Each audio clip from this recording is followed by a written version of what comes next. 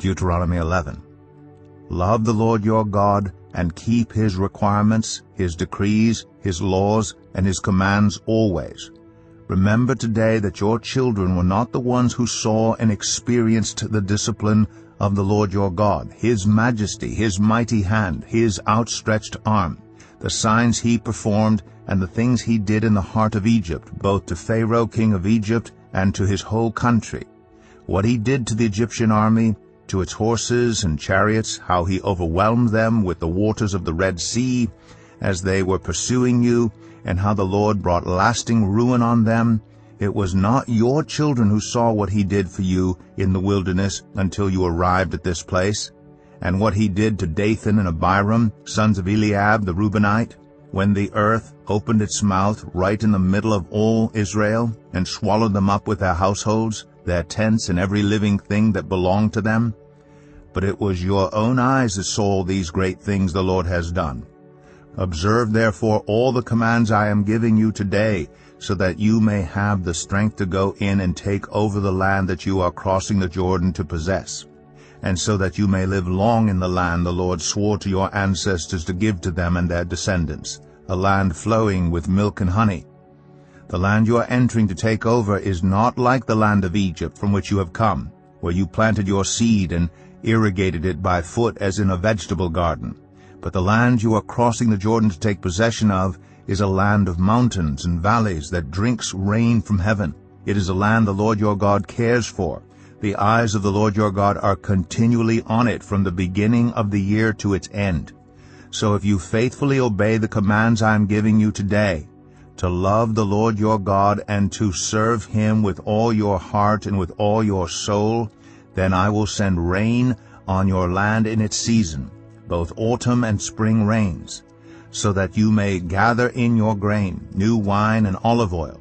I will provide grass in the fields for your cattle, and you will eat and be satisfied. Be careful, or you will be enticed to turn away and worship other gods and bow down to them.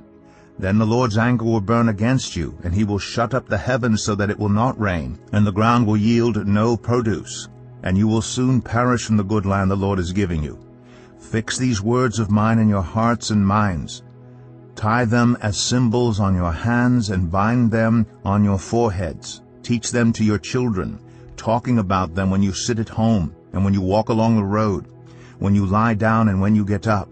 Write them on the doorframes of your houses and on your gates, so that your days and the days of your children may be many in the land the Lord swore to give your ancestors, as many as the days that the heavens are above the earth.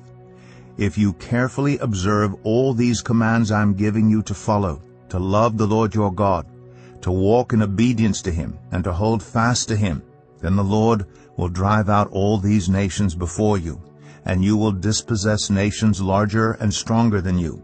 Every place where you set your foot will be yours. Your territory will extend from the desert to Lebanon, and from the Euphrates River to the Mediterranean Sea.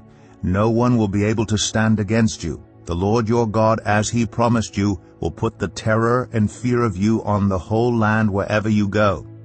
See, I am setting before you today a blessing and a curse.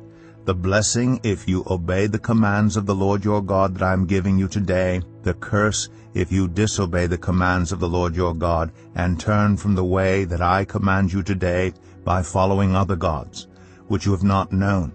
When the Lord your God has brought you into the land you are entering to possess, you are to proclaim on Mount Gerizim the blessings, and on Mount Ebal the curses.